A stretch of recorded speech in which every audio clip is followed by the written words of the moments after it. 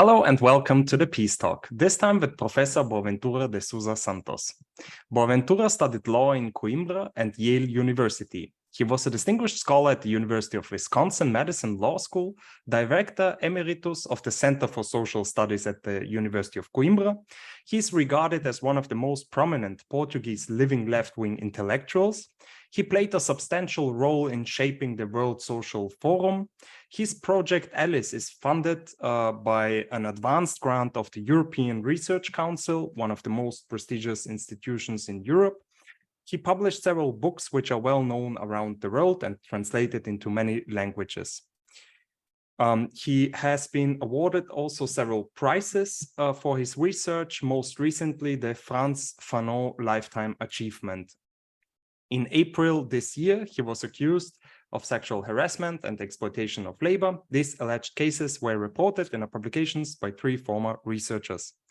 And the scandal escalated. On one side, more than 250 academics and activists have signed a manifesto to support the accusations. On the other hand, more than 18 prestigious personalities, researchers, such as Nobel Peace Prize winner Adolfo Pérez Esquivel, signed a, so to speak, contra-manifesto in support of Boaventura. So there is a debate going on. With this long introduction, I want to thank you, Boa, for your time, and I have to say I'm very glad and honored that you followed my invitation for this interview. It's a great pleasure. So before we open up the debate about the scandal and before we dig deeper into your theories and books, let us begin the journey to the past, and let's see how your academic journey began.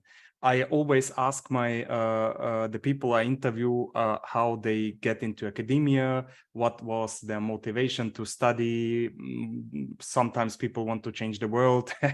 And so I ask you in the same manner, what did motivate you to study? And did you have any academic role models back then? And maybe did they change with time? And yeah, let's begin with this question.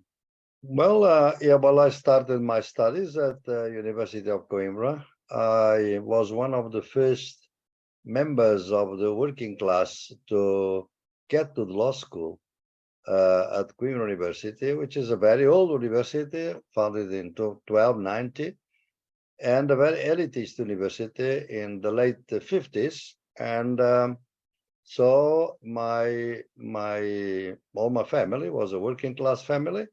And working class families were not very much present at university at that time. So I was the first student from the working class to come to the law school. And in fact, I was one of the best students then at the law school, and I won a prize, in fact, to travel to West Berlin after my law degree, and so I spent 1.5 years at the Free University in Berlin studying philosophy of law. Later on, I became a research assistant at the School of Law in Coimbra, but law for me was really a philosophical and a sociological issue, not a legal issue or dogmatic issue in positivistic terms. And so I abandoned the law school and moved to sociology, and I moved to Yale University in 1969 to get my degree, in fact, at the law school, but in a sociological program, a program on sociology of law, sociology of development and law. And I spent my 4 years at Yale doing my PhD, and that's the beginning of my career. Then I was invited to after my degree, my PhD, to become a professor at the New York University at Buffalo to teach sociology of law. But then there was the Portuguese Revolution of 1974, the April Revolution that brought democracy back to Portugal, and I decided instead to move to Portugal and start, in fact, sociological studies in Portugal. I am the member number 3 of the Portuguese Sociological Association, and I founded the sociology school of economics. Then I was moved to the School of Economics, where sociology was located, and since then I have been at School of Economics teaching sociology.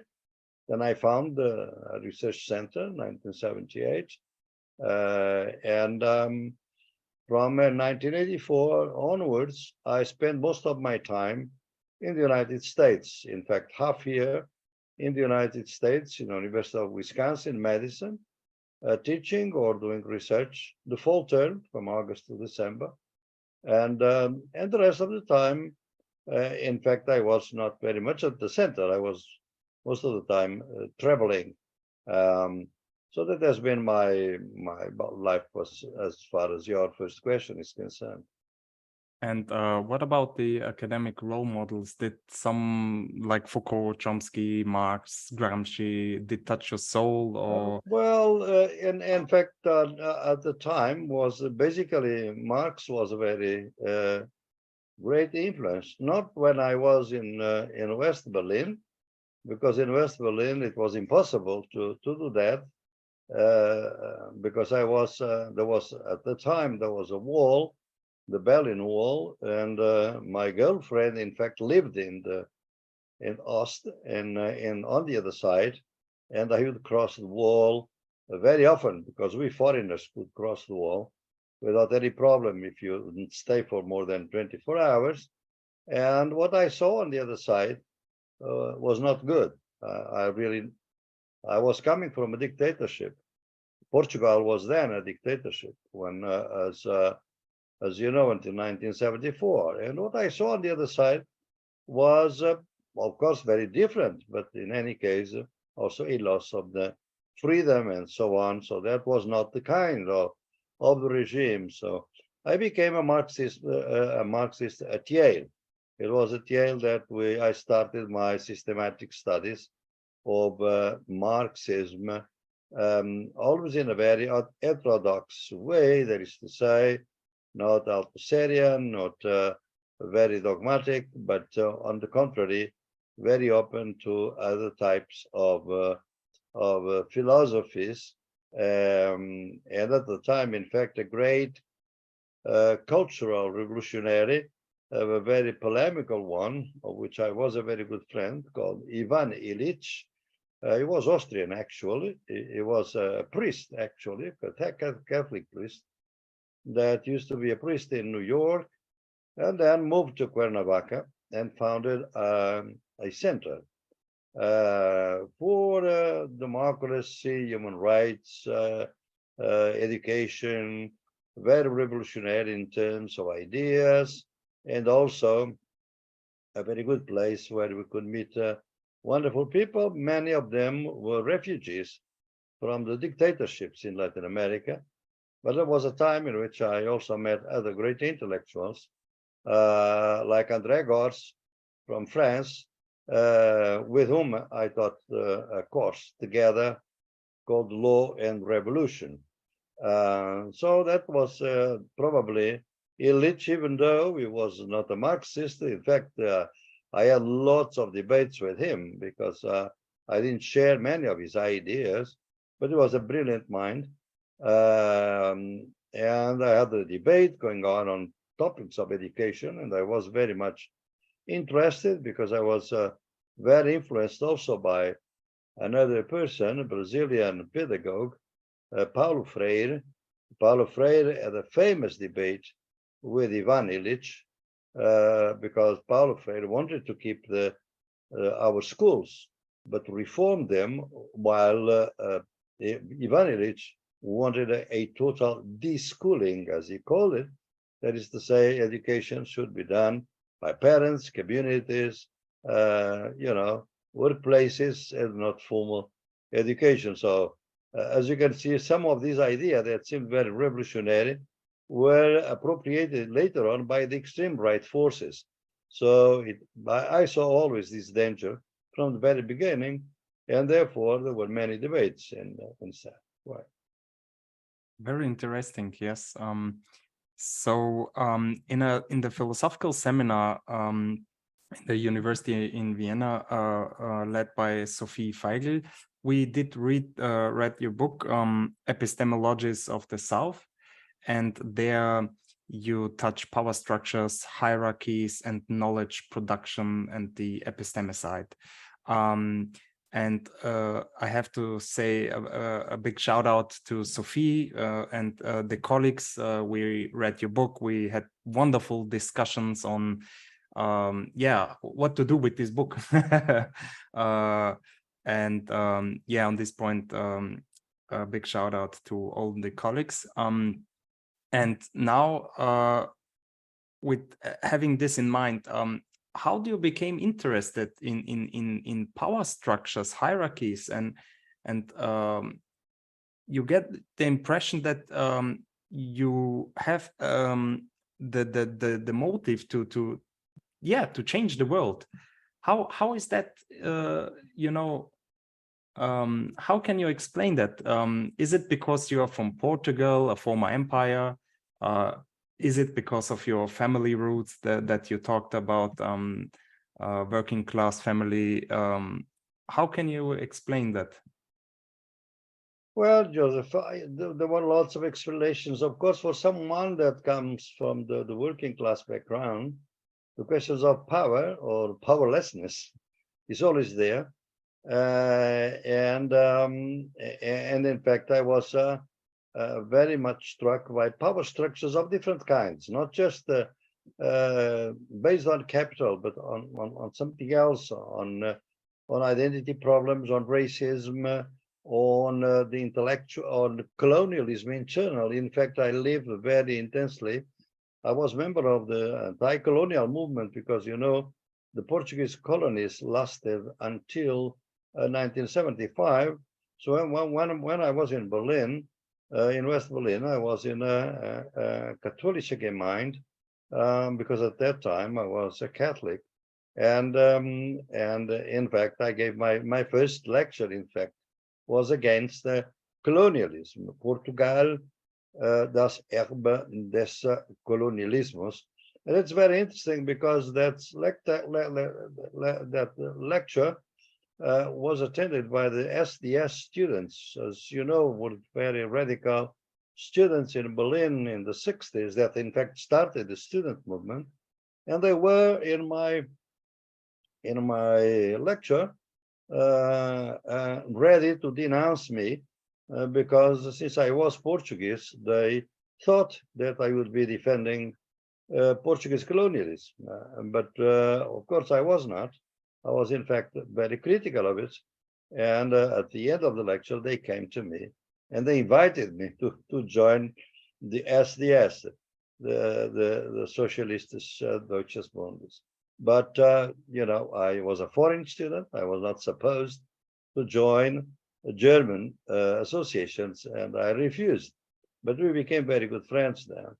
So the question of power was very important for me. But at Yale, you know, at the end of the 60s or mid 60s, late 60s, in fact, 69, when I arrived there, there was, you know, the questions of power were everywhere in the US.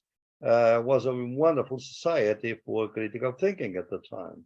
There was all the demonstrations against the Vietnam War, was the civil rights movement, was the Black Panther power. So I was very much concerned with racism and anti-colonialism. And that's why when I studied Marx, in fact, Marx was short for me, in the sense that could not cover all the type of dominations and power structures that I was analyzing in the world. And then when I decided to do my field research for my thesis, for my PhD thesis, I decided to do a qualitative study by doing a participant observation, which is one of the sociological methods. And I decided to live in one of the slums in Rio de Janeiro, favelas, as they are called. And I lived there for several months. In fact, the same city where my grandparents had been immigrants. And I was, during that period, living among those people. I also became very much interested in all the other structures, not just of capital. Most of them were workers, very low salaries and so on, but it was a dictatorship then in Brazil, military dictatorship. Racism was rampant, and so I could see all the different structures of power, and besides I could see how myself, coming from an elitist type of university like Yale, I had such a privilege. My knowledge was a kind of a privileged knowledge, and so I became very much interested in the epistemologies. In fact, the roots of the epistemology of the South come from there, because I lived in the favela during this period, and since I was not able or not allowed, in fact, to, according to my method, to do interviews, there was just conversations all day round with people, with carpenters, with shoemakers, with the bartenders, with the people there in the shops, on the street, in the festivals, and so on. And I could see so much wisdom, so much knowledge coming out of those minds of those people, even though some of them were illiterate. But that knowledge, which later on I became to know, say, as vernacular knowledge, popular knowledge, were not, considered as such. In fact, there was no knowledge from my point of view, from the point of view of the epistemologists that I had studied at Yale, because they didn't have knowledge, they had information. And knowledge, I was the one, as the subject of knowledge. They were objects of knowledge. They could provide information, but not knowledge. And that became very disturbing for me. And when I wrote my dissertation, I already accounted for that disturbance and said, well, there's something wrong here, and I want to get more and more profound ideas on this. So the epistemology became there. But as I did that, I also, in giving more depth reflections on Marxism, I could see that Marx was really concerned. Marx didn't know much of the rest of the Europe, of the world. He knew Europe. In fact, he knew very well England, not so much the UK, not so much the rest of Europe, and basically nothing of the rest of the world. He knew a lot. In fact, for that time, through the news or through the type of information, was a remarkable scholar. But in fact, at that time, 90% of the world was either a colony or of Europe or under influence of Europe, like China after the first Opium War of 1839. So it was a world that everything was centered on Europe. And in Europe, the most developed country, of course, was the UK. So I noticed that it would be impossible. So I came up, first of all, with the idea that, in fact, the main dominations of our world were not just capitalism, but also colonialism and patriarchy. The idea, in fact, it was a Marxist theory based on Marx, but re-elaborating the theory. The idea that capitalism could not survive without colonialism. And historical colonialism had ended with independences, but not colonialism in itself. It continued under new forms, neo-colonialism, internal colonialism, coloniality, as Aníbal Quijano called it. So there were different forms of colonialism. Why is that so? Well, because capitalism and Karl Polanyi show that very clearly in The Great Transformation, the book of 1944, that if the companies were to pay all the work that is really involved in the factories, they will not be profitable. For instance, the non-paid work labor by the women at home, caring of the family, which we call, Marxists even call them reproductive labor, even though it is a very productive labor, in fact, produces life. as more productive than probably the work in the factory, and also highly developed labor, like the slave labor, like the immigrant labor. And so primitive accumulation, as Rosa Luxemburg had defended, was a permanent characteristic of capitalism, and therefore capitalism could not survive without colonialism and patriarchy. And I can tell you that I'm more convinced today than I was then about this. I think of these different dominations. Then came the World Social Forum in 2001, and I was one of the main activists of the World Social Forum. And then I could see thousands and thousands of people coming from different kinds of regions of the world, different narratives of struggle, different repertoires of domination, different ideas, non-Western cosmologies, non-Western philosophies, and all that impressed me a lot. And then I could see that these peoples, they have really other kinds of knowledges. They were not just informants, they were knowledges. And my epistemologies were really very narrow-minded by considering that science is the only rigorous knowledge. Of course, I never went to the extreme of some decolonial scholars that in a sense criticized altogether science, modern science, as a colonial science. I never did that because I learned with a great liberator of the Portuguese colonies called Amílcar Cabral that we should be selective, that science is a precious instrument of knowledge, even for liberation, but it's not the only valid knowledge. It's a valid knowledge, but not the only one. There are other valid knowledges in the world. And the epistemologies of the South, in fact, come from there, to the recognition of the other knowledges, particularly the knowledges born in struggle. The peoples in the South, the global South, that have been struggling against the capitalism, colonialism, and patriarchy, men, women, indigenous people, Black, Afro-descendants, and all this has such a richness that has been kept out of much of our either functional sciences or even Marxist modern science, very much Eurocentric.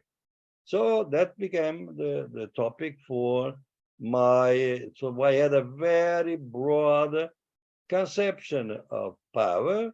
It was not Foucaultian. I think that, of course, I read Foucault, as everyone in the 70s, during critical thinking, would have in the critiques of the old structuralism, but I could never understand that resistance is also a kind of form of power, and if it is a form of power, therefore we cannot get rid of power, because resistance itself is a form of power. And secondly, because it was very Eurocentric, because it was a disciplinary knowledge, based on disciplinary knowledge, based on human sciences, and how the states have developed these forms of control and centralism. Well, if you look at the world, this is a very narrow story. It's the story of Europe, of some countries in Europe, not even the total Europe, coming from Portugal. I never saw the disciplinary knowledge as developed as he saw it. So it was very narrow-minded, and in fact, we should really expand it to other forms of power. But in fact, that was the idea that was behind me, and also a critique of all the deconstruction type of process, led in part by Derrida, by Gilles Deleuze, great scholars, great philosophers, of course, but within the European narrative of knowledge, never beyond that. And sometimes very dangerous for the people that are in struggle, because they were so critical that in fact could give the idea that resistance is not possible, because after all, power is everywhere. If power is everywhere, it's nowhere. So it became very problematic for me And that's why I had to break with this tradition and to bring in the Epistemologies of the South, first in that book that you read, and probably more systematically in the end of the Cognitive Empire, my 2018 book by Duke University Press, because there I have the three moments of my proposal. The first moment is the epistemology, the second is the methodology, and the third is pedagogy. So I have the three areas in which I interact. Very interesting. Maybe we can I ask you later about your criticism on Frankfurt School and post structuralist theoreticians and schools. But first, I want to ask you, for those people that are watching that are not knowing, please explain us, why do you think that there is in this modern, liberal, self-declared international community and you know, developed world, why is in this capitalist system so much oppression, and why don't we see it, or many of my Austrian fellows here, and where and how can we see these modern forms of oppression? Because, you know, when you read liberal intellectuals like Steven Pinker, you get the impression that everybody is happy and we are like teleologically going forward, and there is a progress, technological progress, health, and so on and so forth, economic growth, and many other things. So please explain us how and why is there oppression in our system? Well, it is oppression because when you look, for instance, I did a book on the pandemic, and you can now read it. It is published by Routledge, and it's called From Pandemic to Utopia, The Future Begins Now. So in this book, I study the mortality rates, the idea that this is a global pandemic, and how are we going to, deal with it? It is a global threat. But if you look carefully, in one of the chapters, I look at the ways in which, in fact, the mortality rates reflect precise all the oppressions and inequalities and aggravate them. For instance, violence against women increased with the pandemic. Racism increased with the pandemic. Then you have all these inequalities in the mortality rates according to the economic status of the people. You know, black people, for instance, in the United States died much more than white people in proportion, so to say, right? Poor people more than rich people. And then you have this scandal of under the rhetoric of globalization, which apparently is that there is no oppression because we are all interdependent. All of a sudden, in a pandemic, you come with vaccine nationalism. That is to say, the vaccines are developed by the northern countries, and you and me, we can be vaccinated 4 or 6 times, but the rest of the world cannot. Why they cannot do that? Well, because the big pharma, there are 5 companies, big pharma, they have patent rights, and we do not allow ourselves, there were no protests, to relinquish, to renounce to the patent rights, so that South Africa, Uganda, India, Indonesia, these were the countries with capacity to produce masses of vaccines and efficient vaccines. So oppression, you can say, is always visible in all these inequalities of the world, and they don't happen outside Europe, they happen inside Europe. For instance, you saw the elderly people, all the elderly people were dealt with during the pandemic. In one case in Spain, in Madrid, they found several hundred people, elderly people, dead in a residence. They were left abandoned by someone. Nobody knew. And when the military people came in, they were all dead. That is to say, because they were elderly, they were abandoned. So this comes to my idea, which is crucial to my thinking of the abyssal line. There is no humanity in our societies. For us to be human, the two of us and many of us that are following us, others are treated as subhumans. And you can show you this abyssal line between the human and subhumans is part of precisely the fact that colonialism and patriarchy racializes bodies, sexualizes bodies that are devalued, and therefore they have no value compared to the fully human beings. If you need examples, look at the boat with 700 people that sank in the Asian Sea recently. Well, there was no crisis in Europe. There was no problem. The media didn't pay much attention. 700 people probably. But then there is this submarine of the very rich people looking for the Titanic. They are 5 people. They are very important people. Every country is going to help them to save the submarine. All the media attention is focused on them. What about 700? Well, 700 are subhumans, are treated as subhumans. So they are not the same value, and therefore they are forgotten. So this idea of humanity and subhumanity, or less than humans, as they are treated, of course they are full humans. But in that book, I also showed that these subhumans, treated as subhumans, are full of knowledge. So one chapter of the book is about the initiatives by the people in the slums, by the indigenous people, to protect their lives, using, for instance, traditional medicine. Traditional medicine, of course, cannot produce vaccines, but they produce immunity. There are lots of herbs that improve the immunity of our bodies, and they have done that. They have protect themselves. In Brazil, they protect their communities against the fake news coming from the president of the republic, an extreme right guy at the time, Jair Bolsonaro.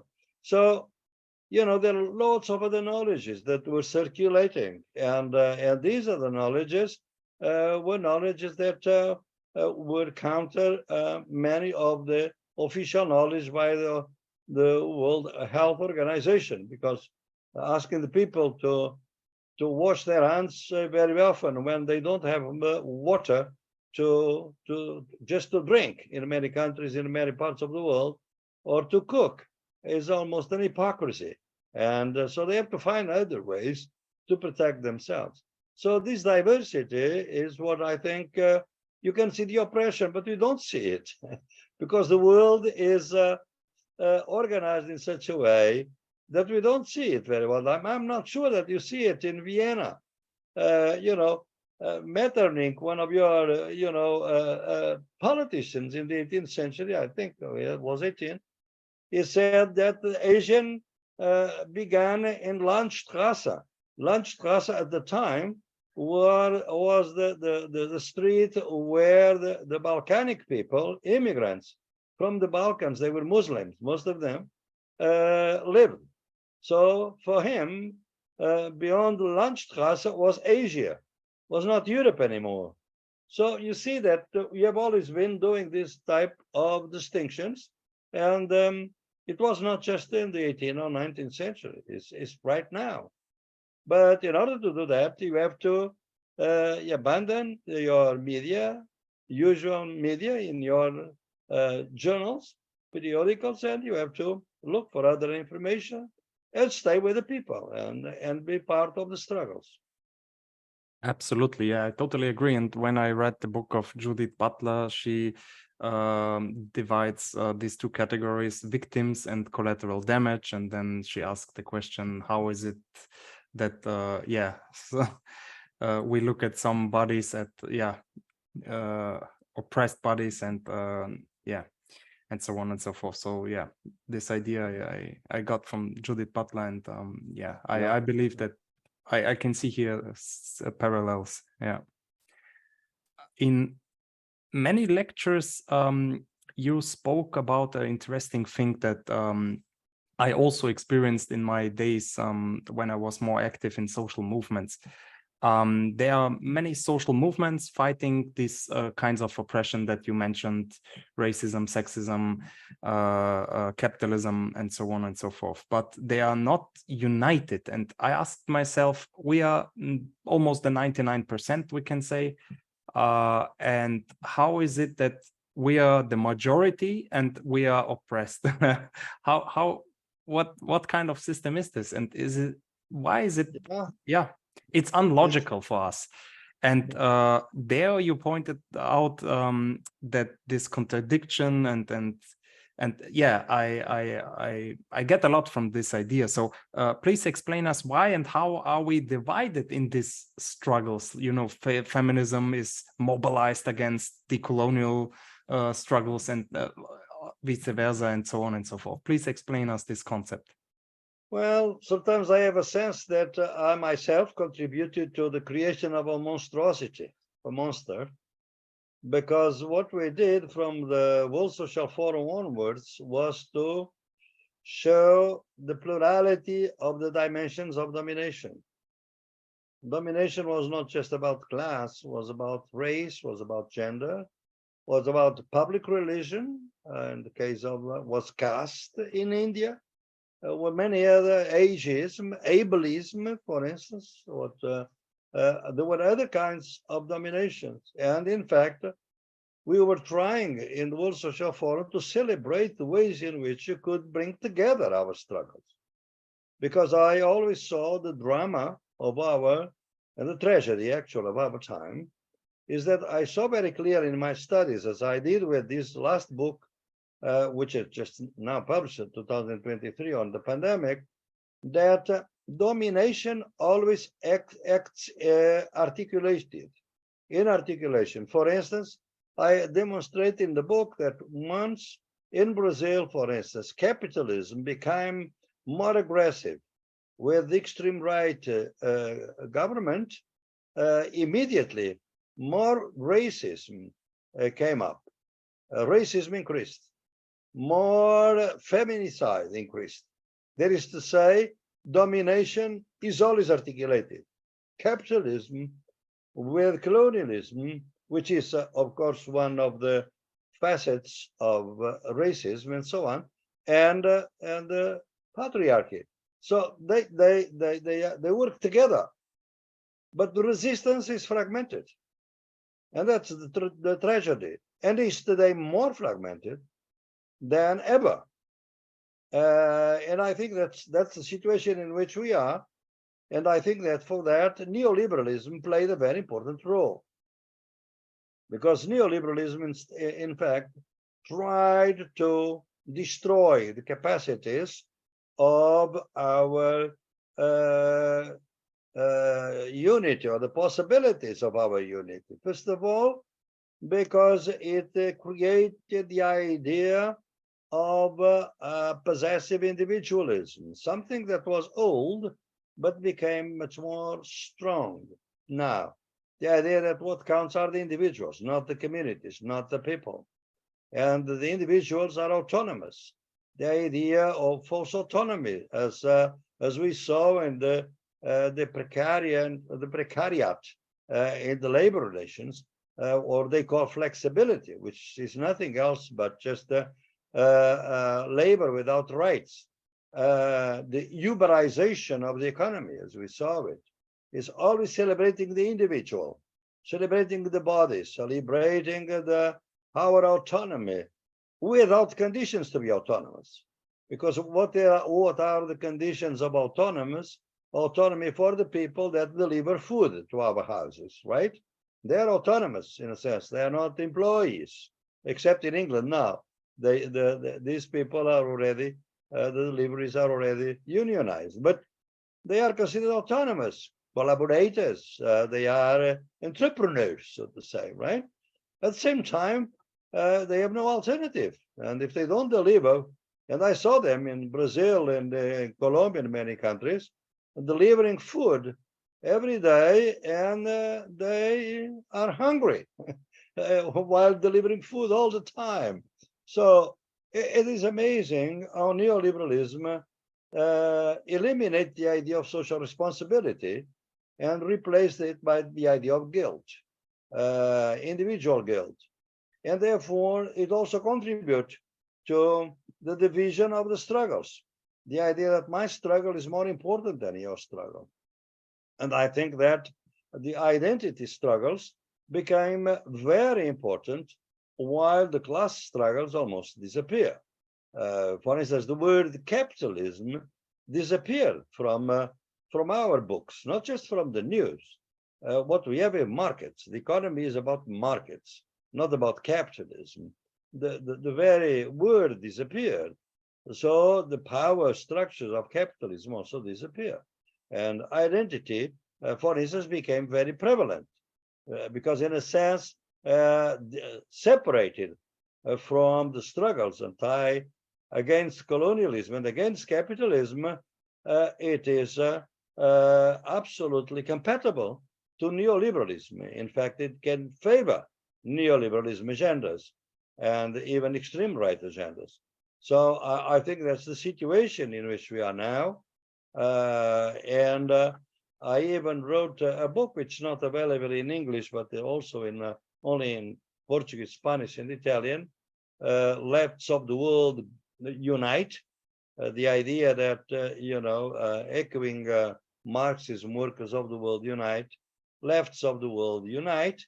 And it was based on experience that we had in Portugal, in which two left parties managed to succeed to govern the country for a while, as they have done up until now in Spain.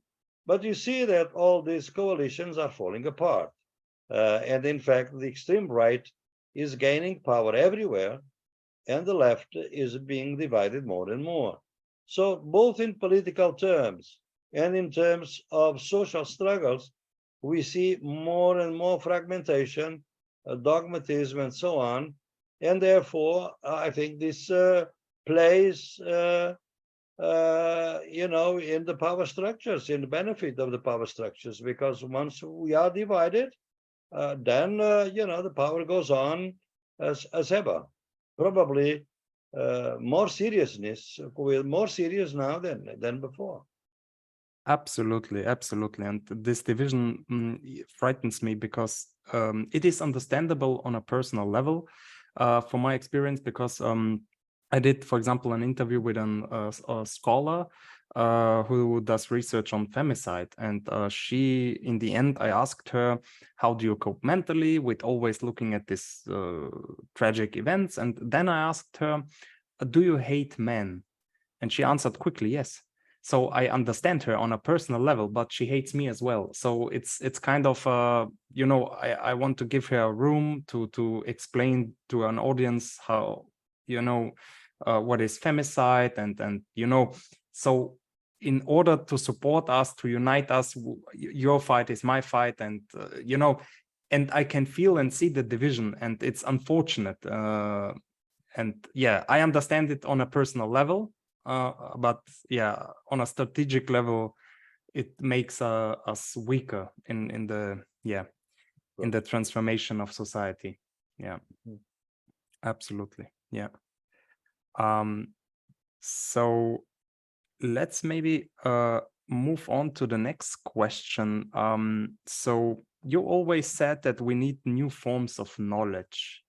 And in the class, in the philosophical class, when we discussed the book, there arose the debate that for hours we did debate the question on, is it really that there is a lack of knowledge? Because when I look, for example, I'm sitting here in Vienna, and from my Austrian perspective, I don't believe that there is a lack of knowledge. If you ask somebody on the streets, do you know how your cell phone is made? And do you know how many children are suffering from the lithium, cobalt, etc., the resources, how they are, extracted, and so on and so forth? And most of them, I believe, know that.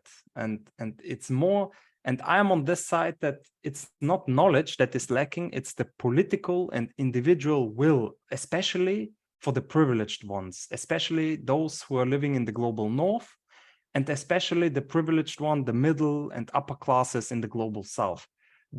What is their incentive to change the system? I mean, the system is running for me. I'm white, I'm a young male, I'm, living in the global north, in Austria, a former empire. So everything is working in, why should I change something? Well, and capitalism is tasty. I can go to the mall, it's tasty. I can eat my hamburger. Capitalism tastes very good. Yeah. No, that's true. And it's becoming more and more difficult. But it is true that some of the movements, if you look at several movements in the world that transformed the world, in fact, they didn't start by the people that were suffering most from oppression. In fact, they started from privileged classes that sometimes decided for some reason, and that we can investigate why it was possible, that, for instance, it was unjust, the type of benefits that they have. I give you two examples. The first example is the anti-slavery movement. Well, the anti-slave, of course, the slaves always revolt against slavery. We have the marronage or quilombo system, which were the resistance fleeing from their slave owners and building liberated zones, as I call them in my epistemology, called the quilombos or the marronage. Well, the anti-slavery movement, in fact, started with people that were not slaves.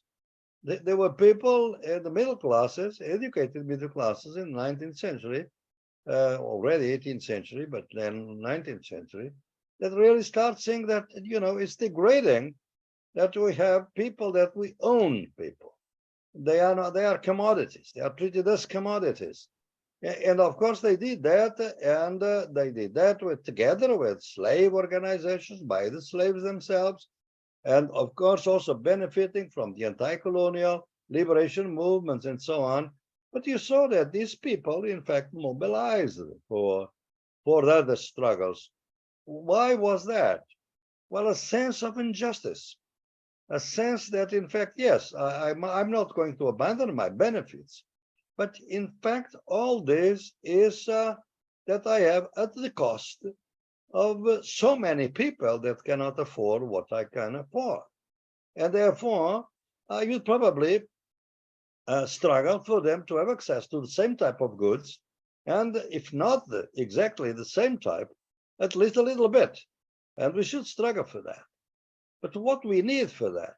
Well, the second example is even a better example, is the nihilist movement of the 1860s in Russia. This is one of the most fascinating movements, which then is going to be very much connected with anarchism, in which the privileged youth, young people, nobles, many of them nobles, from the nobility, decide to change clothes, go to the village, work with the peasants, have the same clothes as the peasants, work with peasants, live with the peasants, in fact, do away, separate themselves from their elders and for their families. It was quite remarkable. You cannot explain what happened later in Russia without the 1860s, at the time of the Emperor Alexander II, how this movement developed, anarchism and so on. So we have like Kropotkin was a prince, so was a very noble person, and ended up going from prison to prison in Europe because he was an anarchist. So I think there was a time in which these people really, coming from privileged status, they could in fact engage in struggles with other people. This solidarity, in my view, has always been quite instrumental and quite necessary. In my work, I always speak about the necessary alliances between the people that are abyssally excluded, that's the people of subject to colonialism and patriarchy or hetero-patriarchy, and the people not abyssally excluded, like workers.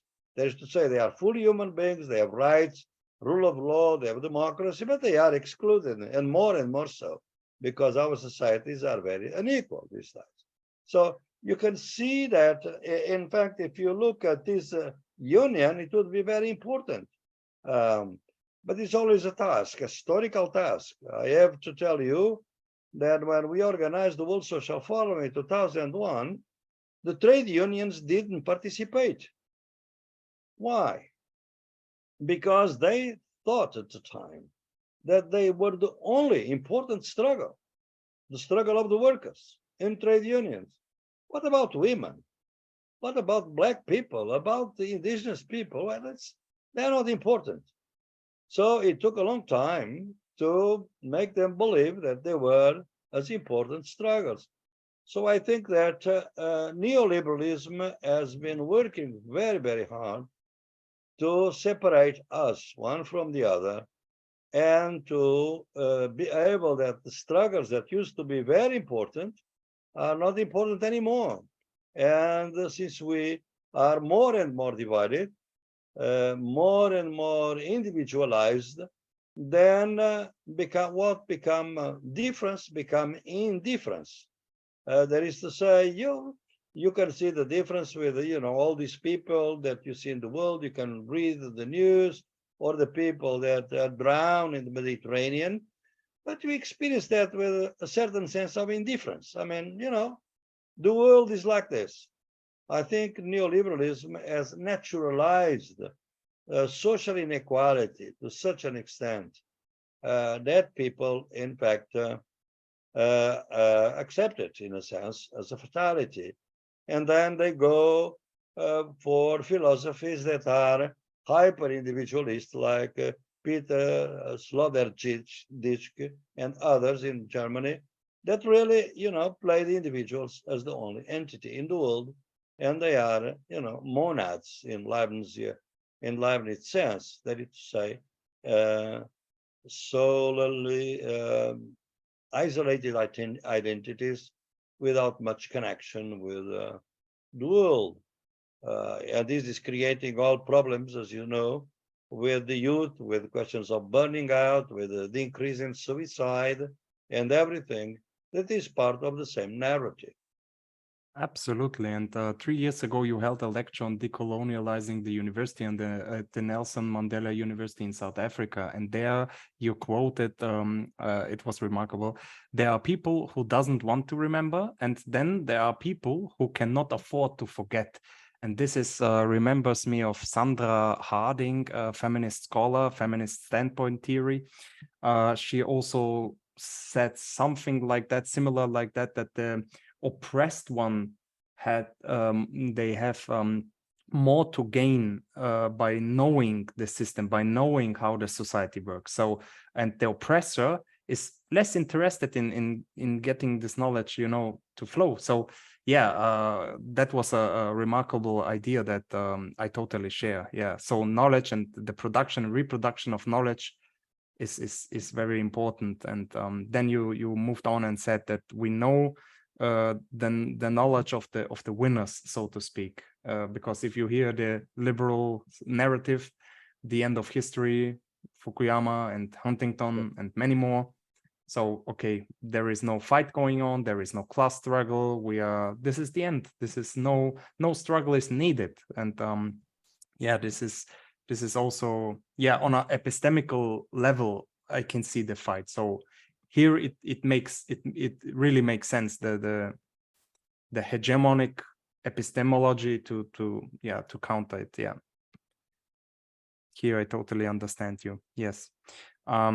With the term, you often use it, especially in the book Epistemologies of the South. You use the term counter hegemony. I'm not very happy with this term. here I see your Marxist roots, because but I see the danger that what does counter-hegemony means? Does it mean, okay, now we are the new hegemony, So isn't it a danger in forming an avant-garde intellectual elite that, okay, now we are the left intellectuals, we are saying what is right, what is wrong? So I'm a little bit skeptical of the term. I prefer anti-hegemony, and here I am on the same page with, for example, John Holloway and many anarchists. Thank you for that questions. I have the same debate with John Holloway myself, great person. What you have to see is that the idea of counter-hegemony, in my case, is always used together with two other concepts. I never use it isolation. The other concept is the concept of ruin seats, and the other is liberated zones. So these are the three sociology of emergencies, as I identify them. That is to say, with which tools can we conduct a struggle? Whenever we want to conduct a struggle, we need tools, we need instruments, theoretical instruments, and so on. The instruments that are at hand. And I see the counter-hegemony is the way in which we can use hegemonic instruments against the oppressor. How do we do that? What are hegemonic instruments? Democracy, rule of law, human rights. All these are part, in my view, of oppression. But they are hegemonic in the sense that they very much are subscribed at Gramscian's idea by the people that are most hurt by these ideas. So hegemony is really a bad word for me. But suppose that we use human rights rhetoric and arguments to fight against some oppression, if at that time is the only possible tool that I can resort to. Well, in that case, that tool is used counter-hegemonically. My example always come. My examples come from my field work and struggles. Indigenous people. There is no concept of human rights within the languages of the indigenous people. This is a concept that does not exist. Nevertheless, they sometimes use the rhetoric of human rights to struggle for their territories, for instance. To say their territory, the right to their territory, because their identity is their territory. So when you consider that a territory can be human rights, territories are never considered human rights in the Declaration of 1948. But in a sense, they expand the concept of human rights in a kind of an intercultural world. And in fact, my first paper on this was toward an intercultural conception of human rights. That was published by Verso book, in a Verso books, Another Knowledge is Possible. That was the beginning of the 2000s. So the idea of the counter-hegemony is the idea that sometimes the only tool available to you are the tools of the oppressor, but you subvert them. For instance, you say that you are doing democracy, but it's not liberal democracy. It's direct democracy. Is deliberative or participatory democracy.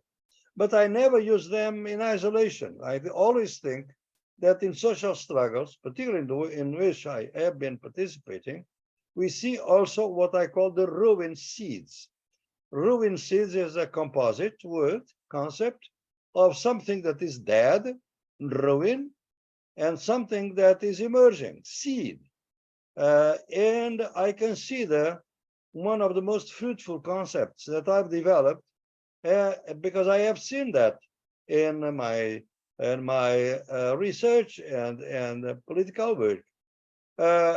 People go to concepts that in fact are long gone. In a sense, they were pre-colonial concepts, like the concept of Pachamama. Usually these ruin seeds cannot be formulated in colonial languages, only non-colonial languages. Pachamama is Mother Earth, is the idea that the land and nature is our mother. And this is a ruin because except for Spinoza, we in the West forgot about the idea that nature is our mother. On the contrary, nature is disposable, is a res extensa in Descartes, right? So I think that this ruin is now being activated by the indigenous movement, by Afro-descendant movements, by ecologists now as a seed, as a narrative of emancipation. I see the youth, ecological youth in the cities talking about Pachamama. They don't even know Quechua. Pachamama is a Quechua word, but that's not important. What they have a sense is that they identify with a concept that, in a sense, brings nature into ourselves, because nature is ourselves, because it's our mother. The idea that there is a separation between humanity and nature is the most detrimental separation of Western modernity. Of course, we are not separate because we cannot say anything without our nature, without our bodies, like the ones here that we are performing. So ruin seeds is always the other tool that very often is used in conjunctions with counter-hegemonic instruments. And then liberated zones. Liberated zones are zones where, in fact, people, particularly young people today, perform the future. They don't wait for the future. They perform it now. And they use other forms like the quilombos that were governed by other rules other than the slave owner rules. They have other rules. Rojava is a very good example of a Brazil liberated zone. And the Zapatistas in Selva de la Candona and Chiapas is also a very good example of liberated zones. But they are communes. Communes in Berlin, I don't know in Vienna, but in Berlin, you can see the communes and so on, collectives that are being organized around other struggles that decommodify your life. That is to say, you don't depend on the market. You depend on things that you can do yourself and work together with others in kind of cooperation and not in competition, like the neoliberalism calls you to do. So this counter-hegemony is only part of a broader repertoire of struggles, and it should never be used in isolation, because it's usually the first stage. You know that when you are in a struggle, one principle that you learn is that the terms of the struggle are usually established by the oppressor, by the stronger part. And we have to play with those rules. Because if you don't play with those rules, you are out. You may be pretty simple. You can be excluded, totally excluded, or assassinated. So I think we start with those terms, and then we change the terms of the struggle with ruined seats and with liberated zones. So it is a kind of a process which is more subtle and more complex than the usually conceptions of resistance. I understand you, yes. And talking about Pachamama and these concepts and different kinds of knowledges and knowledges that are maybe lost or not known in, especially in the global north. You mentioned also the intercultural translation, and this is also a very important work that's, that has to be done. And you mentioned, for example, people in the Western civilization do not see, for example, the river as a person. And you mentioned this, I believe, in a lecture. And this is a funny thing, that because we in the Western capitalist societies, but we accept that transnational corporations are juridical persons. So so you can see that there are similarities, but we do not accept their knowledge and their worldview. So yeah, so this is the tricky part, how to translate, how to overcome these different knowledges, and how to pick up the best what is out there, and because seeing the river as a person and Joseph accepting this is yeah, important also for us, because we are destroying our planet, you know, with absolutely. the climate emergency. We are also the elites. I mean, are they blind, or they are destroying the futures of their children as well? They are not only, okay, I understand we are the subhumans, they dominate us. Okay, I'm fine with that. But where is the logic to to cut their own how can I say where you Flesh. sit on? Yeah, that's right.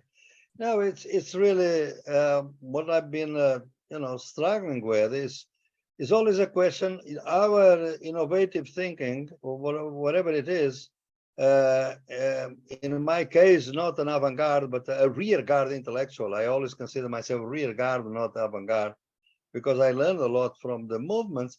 Is that our creativity is very much connected with the power that we have, the ones that stick. I mean, the idea that why the transnational companies are persons. Well, it's a fiction, in fact, a fiction that comes from Roman law. And it has been accepted. We have created the idea they are not physical persons, but they are juridical persons, they are legal persons. Well, why not a river? Because the people that have been struggling for the rivers to have, or a mountain, to have, rights, are not powerful enough to do so, because they're indigenous people, they are peasants, they are Afro-descendants, they have been excluded from the norm of development. They don't believe in development, because development has been for them a way of destroying their lives and so on. Therefore, they don't have power. And the reason why we are now talking about this is because of the ecological crisis. That is to say, the reason why in New Zealand you have a law now that in fact has granted rights to this river, the sacred river of the Maori. We have the same laws in India now and in Colombia, but in New Zealand is particularly strong because it has awarded millions of dollars to revive the river, the margins of the river, the ecosystems of the river.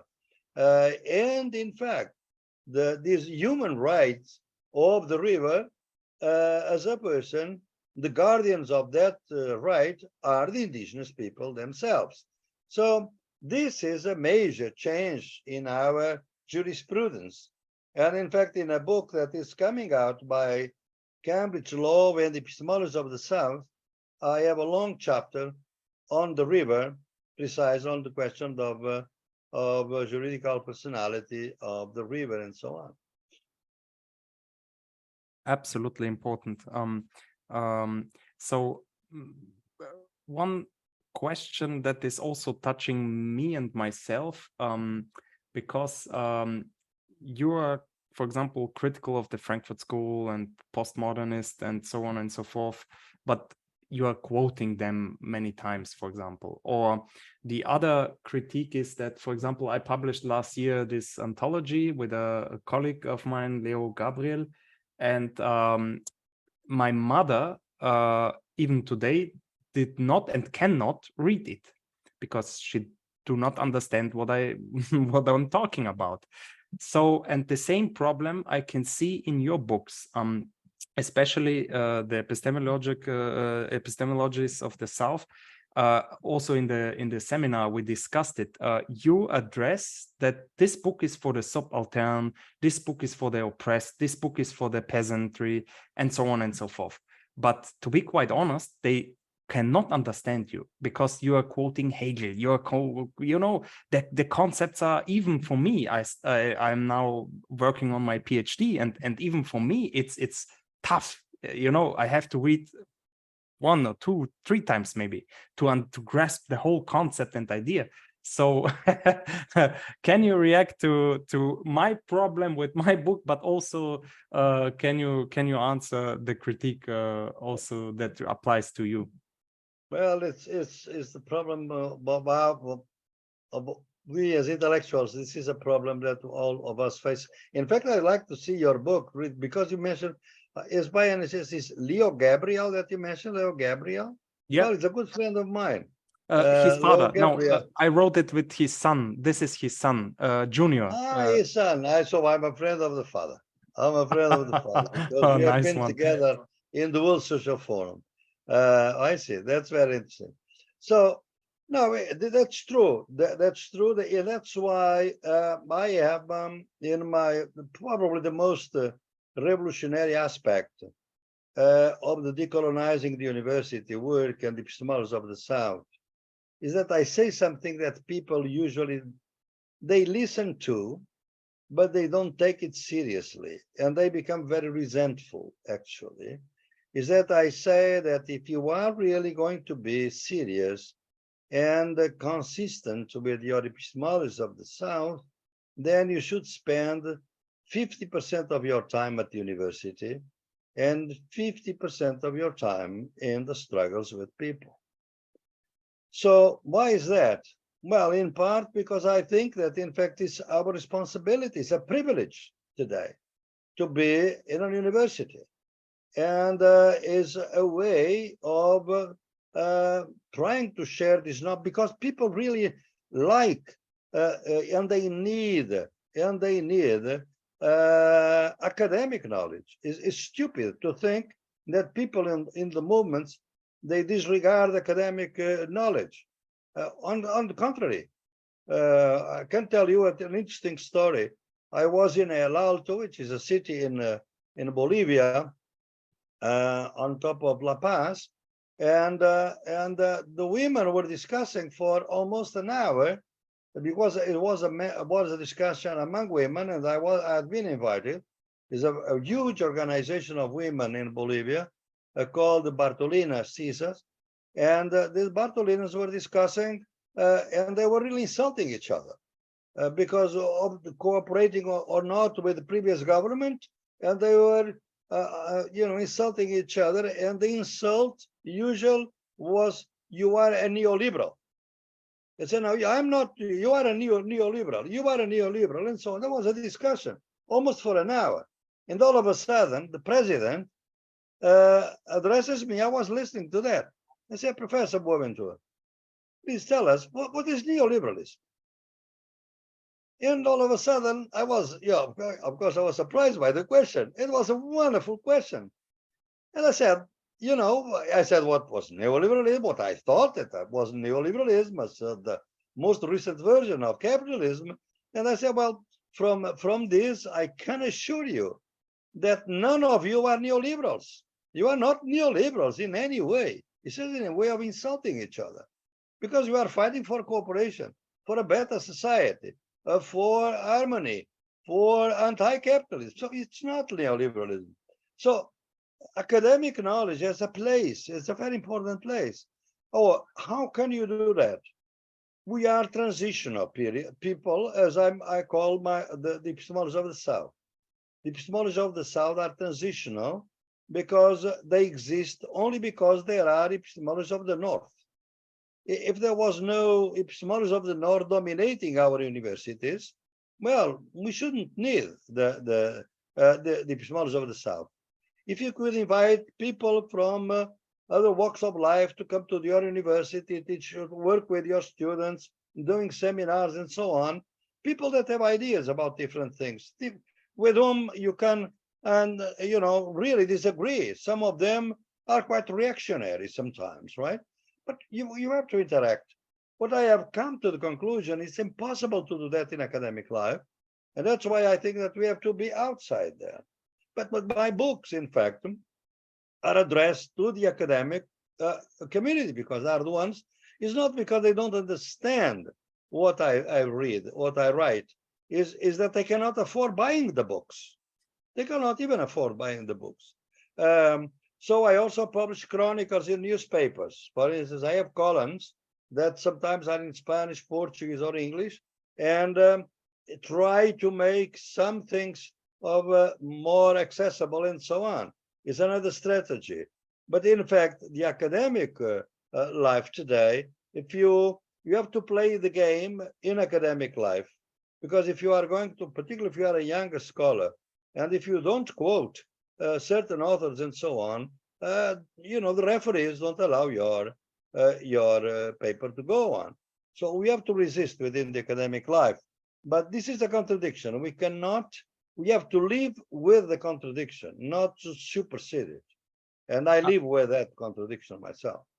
Absolutely. I can see that in myself. And also you talked about cannibalization of the university.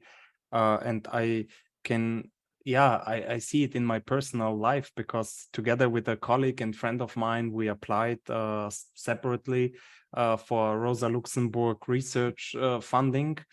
And then we asked each other, okay, let's proofread each other in order to get better, and then to minimize the errors and so on. And then suddenly he said to me, but we cannot be chosen both. And then it started hitting me like a like a slap in the face. And yeah, he was right. We are in this game enemies, and we are in a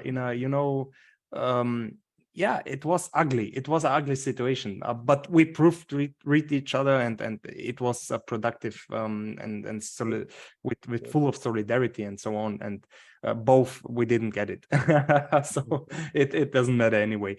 But it shows how it's so cruel. It is nasty, and you have to get rid of your in order to get a fellowship, in order to get the funding and so on and so forth. So you need to be in this machine, citing yourself 100 times in order to get the ranking up, and many other things, and we know that. And yeah, it's a tough game. It's a tough game. Academia is a tough game. Yeah. And so okay, we mentioned everything and decolonial universities. So maybe yes, I have a question on Twitter. The Bulgarian researcher Georgi Stankov sent me the message, the following question. I'm interested in what similarities and differences Professor Santos finds between decolonialization and de-Sovietization, respectively, the process in post-colonial and post-Soviet societies, and the extent to which former colonial powers try to influence their former possessions. So are there similarities and differences? What is your opinion on that there question? are definitely that. I don't know. Well, I have read something about that, but it's not a topic that I have dealt with in great detail. But in fact, there are similarities. There are similarities, of course. The problem is that it depends on what you consider. I mean, the ways in which when I was I was never been in Bulgaria, but I was in what was called then the East Germany, or Democratic Germany, as it was the Soviet example, republic then, at the time of Walter Ulbricht.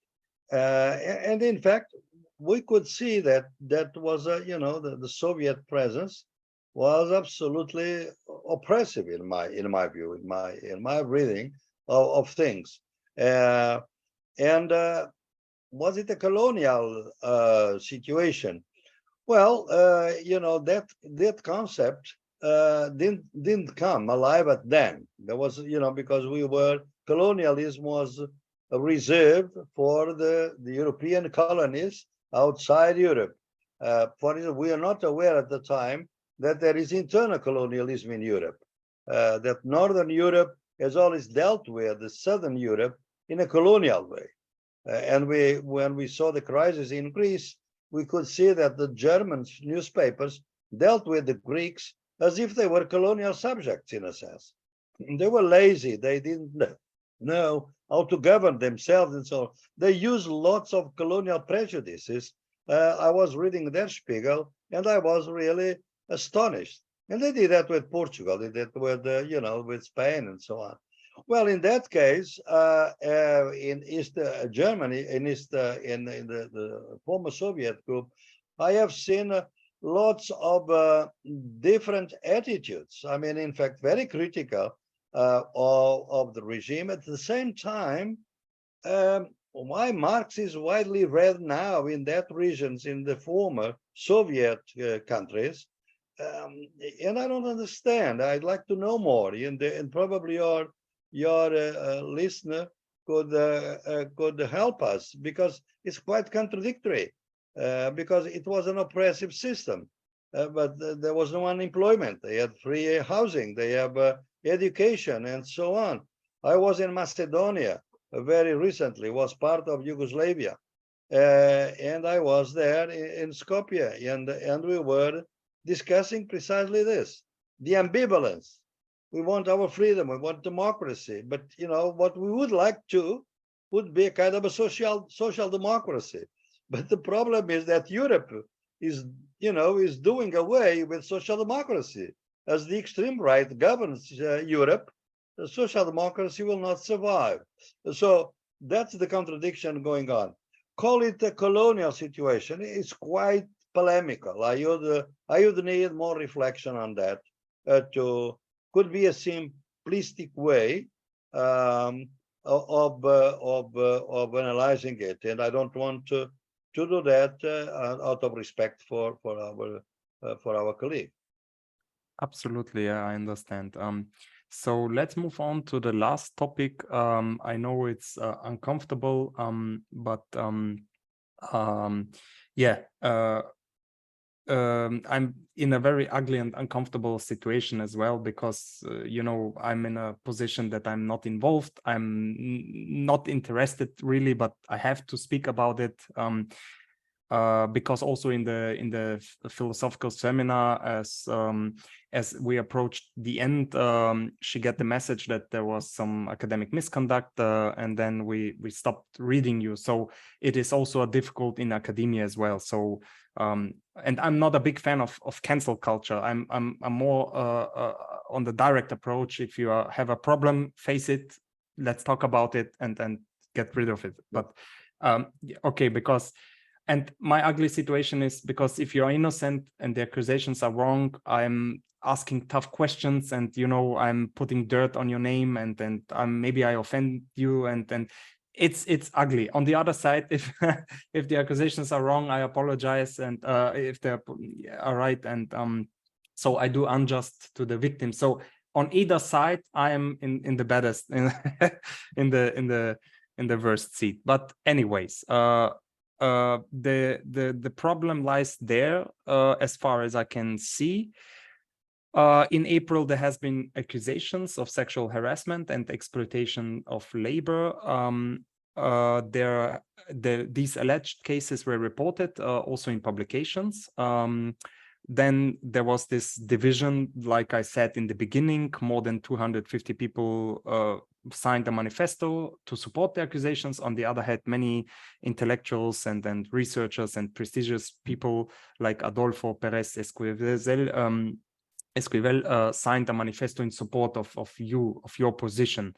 And so there is in academia a big discussion going on, and a friend of mine, Juliana, who I very much respect, and she also had a bad experience with hierarchies, and especially if you're a woman. So I understand the position of the weaker. And as we talked about now for more than 1 hour, hierarchies, in my opinion, everywhere, and we are not fully aware sometimes of it. So maybe we do something, we say something that we didn't meant, that at the other end it was received badly, or the miscommunication. So there are many things, many layers. So but there is this discussion. So first of all, what is your reaction? I mean, okay, Josef, your video is a trap, because I never thought that someone would ask me about that. and I wouldn't answer. But it's very interesting that and because I could have told you, no, that question, we are not going to touch at that question, and for a very simple reason. My center is organized an independent commission to deal with these issues, and let's wait for the final report. You know, that's the end of it could be just the end of the conversation, right? Why is it not? And I'd like to probably to honor you, and it's not what you expect probably. Say, well, of course, there is a division now in the feminist movement, a very serious division between those that follow the Me Too type of movement that was born in the United States. And the idea is what toleration zero. That is to say, a denunciation is the same as a condemnation, cancellation, etc., etc. Well, for the past 35 years, I spent half here in the United States, and I taught during the period of Me Too. I was never accused of anything at my misconduct there. So I was taken aback for this paper that was published by Routledge, a very offensive paper. And I can tell you that the book is already suspended temporarily because it's so serious, because it's really is a criminal accusation under the guise of a scientific paper. And we have to distinguish genuine struggles. And, you know, I think I'm been a feminist all my life. That's why heteropatriarchy is part of dominations. Many people never believed that I should equate heteropatriarchy with class or race. And I did. And I tried to be consistent. But we are never totally consistent. You know that, right? And a person of my generation, of course, particularly in the past, committed certain acts, incorrect errors, but never crimes. That is to say, you know, incorrect things that would be considered male chauvinistic things. That, for instance, today you are particularly beautiful. You are very well dressed. Well, this is something that they cannot say today, but in 2010, 2000, probably I could say, and it was not offensive. So there is really a change in the styles of society, and we have to respect that. We have to go with our time. And there are just struggles. The inequalities of power are absolutely general in all academic life. And I've been fighting against that. The problem is when you have in the middle of a just struggle, a very unjust, in my view, process. And why do I say that? And now you start saying that, well, here is Boaventura going to defend himself. Now, what I'm telling you is some hard facts that just, because it's just facts, and facts that I'll convey to the commission. First of all, the main author of that paper is a person, a Belgian researcher that we expelled from our center. We have to did a kind of a disciplinary process against this woman because of misconduct at our research center. And she promised a revenge when she left. She said that to some colleagues. She said, well, revenge. And because it was very serious, because all the accusations that she did was really out of the way. That she wanted names of informants in Guatemala, in Latin America, for her research. And something that we cannot do. We have to do it by research. They have to find them for themselves, right? But this woman was really is really a person of this type of misconduct, and she made a complaint against the European Union because it was a Marie Curie grant, and the complaint is public. And if you read that complaint is almost reproduced in the book, in the paper. So it is really something very serious that may reflect, of course, irregularities that are at my center. But I was not even director of the center. Since 2010, I'm not director, I'm scientific director. I'm not even the executive director. So to put everything on the star professor, so we have the assembled, I can send you lots of material, lots of protests against this type of strategy that in fact, I think is again another case of misconduct. I don't know where the referees for that article were, because, you know, if you read the article, you can see that the bibliography has nothing to do with the empirical part of the paper, because the empirical part of the paper is based on what they call the whisper network. And they never did an interview with the people there. They never asked, how could I be? If I spent in the last 20 years, probably, I don't spend at my center more than 3 months per year. How could I be the center of so many things that they are, you know, attributing? It's really a very, in fact, a very male chauvinistic type of paper, because there is a figure that is mentioned there called watchwoman, as if the researchers, women researchers, do not value, have no value by themselves. The value is by the connections they have with male researchers. Okay, I mean, there are many cases of that. I've seen that. But you cannot generalize without any information, empirical information. So there is no empirical evidence there. So the empirical evidence are these facts. So I'm going to show to the commission, so I can't go into that now, more than this, that to show that in fact, all these accusations, I can give you a bit more context, because then it will be some. But what about someone that visited your center in 2010, and then that she was sequestered and so on, and I attempt to violate her or rape her or something?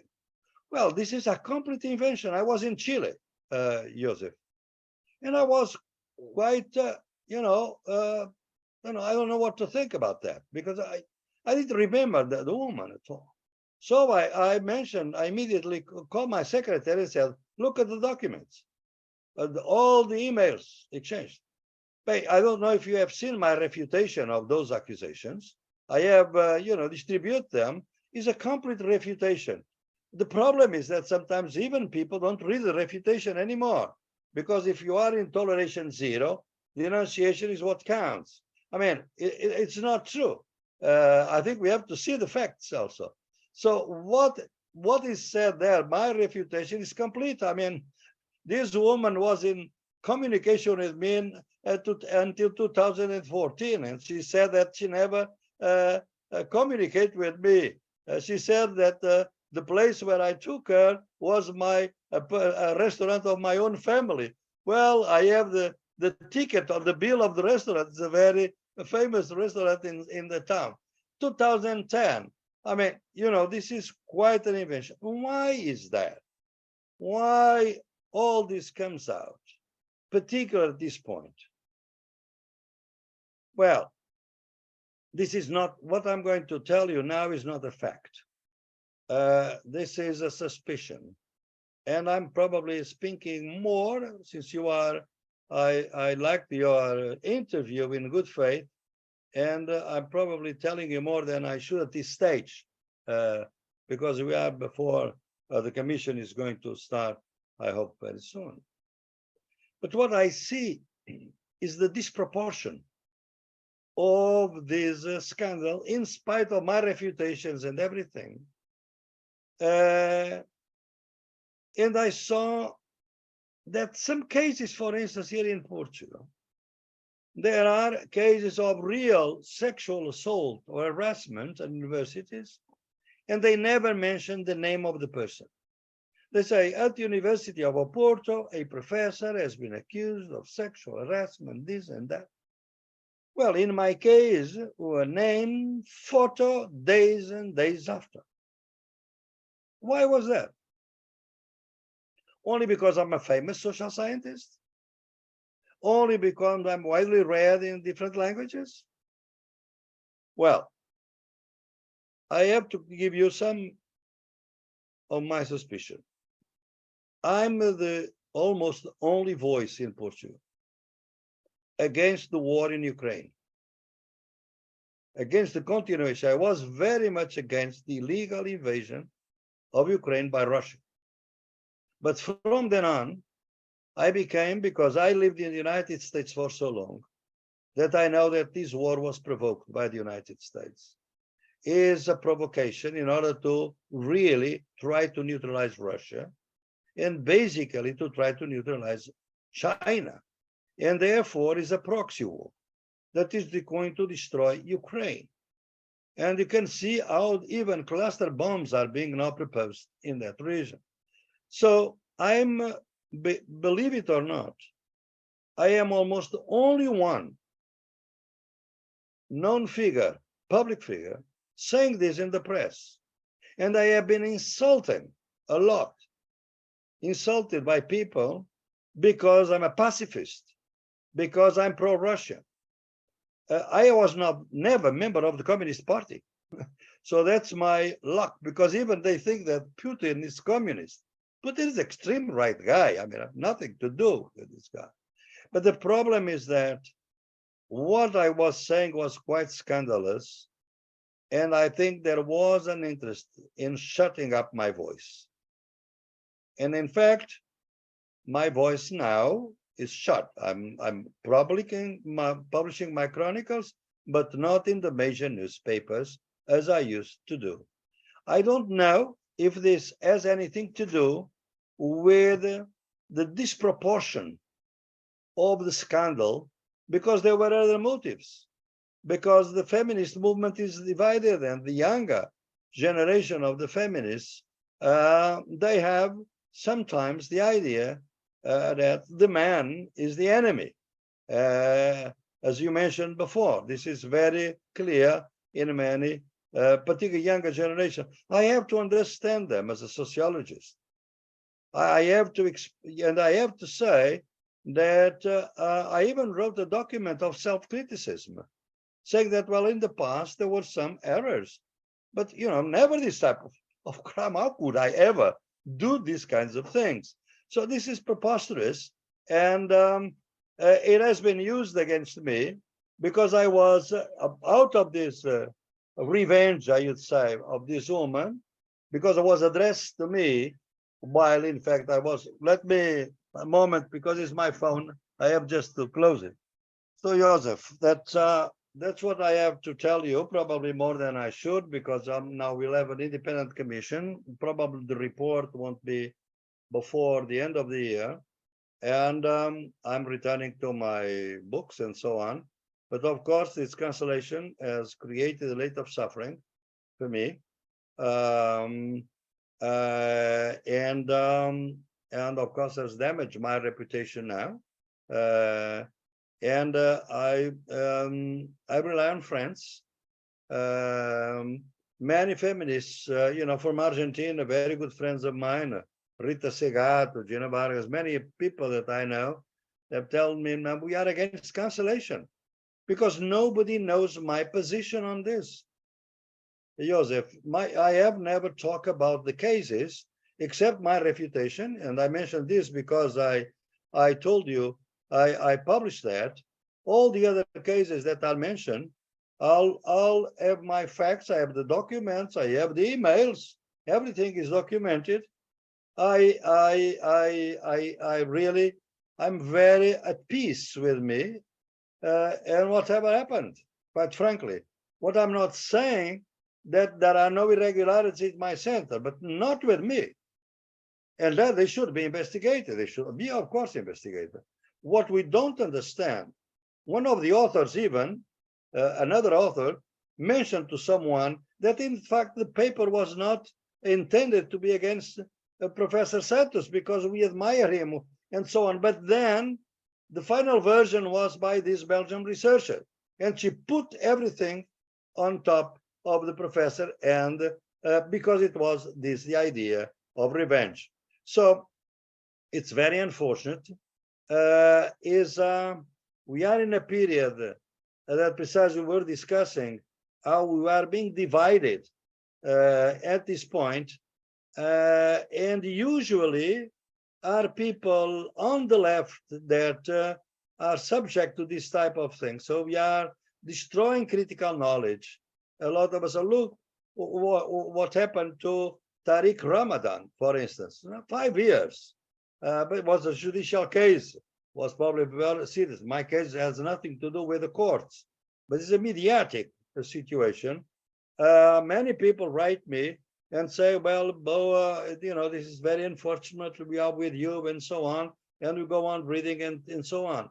And I think that I'm very at peace with the results of the commission, and I hope that Routledge reconsider what they did, because Routledge published 5 books by me, 2 singular books and 2 collective books.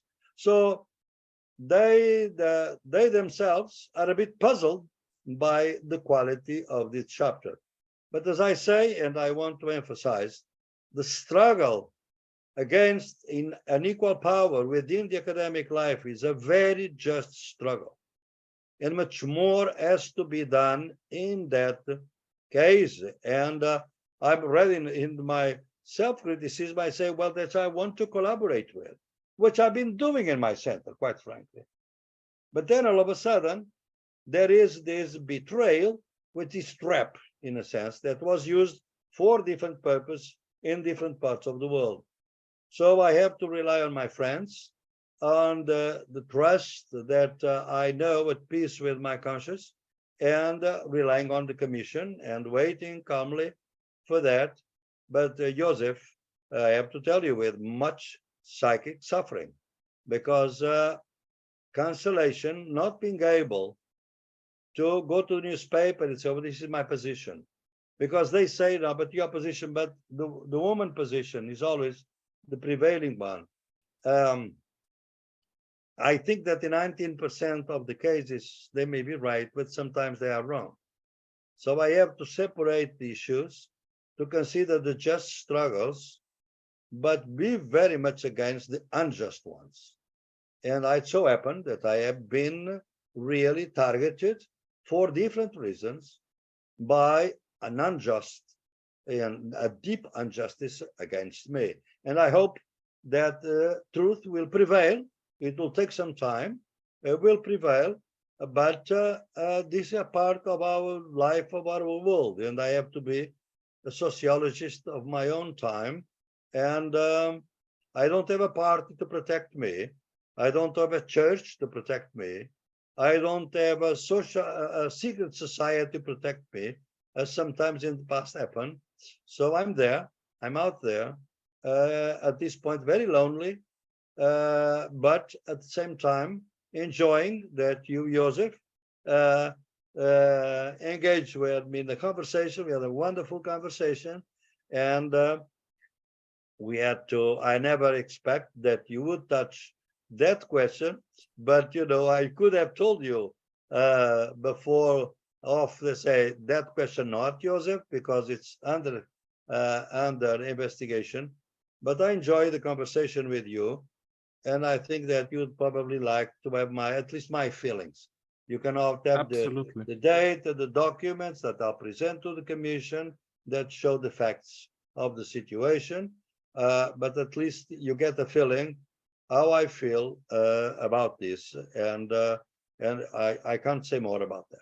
Right. Absolutely, and I thank you for your honesty. And yeah, I see it in our culture. For example, the Julian Assange was also charged by rape and so on and so forth, but the Swedish government dropped then the whole investigation. So it was just we saw it with Julian Assange. Then we saw this famous Johnny Depp case where her girlfriend, wife, she's mental ill. So and many feminists from the beginning on, oh, he's a rapist, no, cancel him, don't give him a job, he should never appear on television, and so on and so forth. I hear the debate in my leftist bubble, and I can see the division between feminists and yeah, I see their point, and I see that patriarchy is everywhere, and we are men and we are not free from guilt. I understand it, and we profit from the system. And so their struggle is also our struggle. I see that. But sometimes on a personal level, yeah, maybe there is confusion. And also I understand it that, especially if you are left-wing and maybe you have positions that are not comfortable for the mainstream media, like, for example, you mentioned the Ukraine war. And I saw that here in Vienna, there was a big conference, peace conference, and the left liberal newspaper Standard turned the things around, and they've, yeah, it was also a small scandal, but anyways. Yeah, so I thank you for your honesty. And as you said, I believe I read it somewhere that you opened up and you published also the emails between you and Moira Ivana Milan. And yeah, the debate is going on. So there are professors like Pablo Olivade, Ángeles Castano, and Oledia Hernandez, as well as Pablo Dávalos, who questioned the accusations.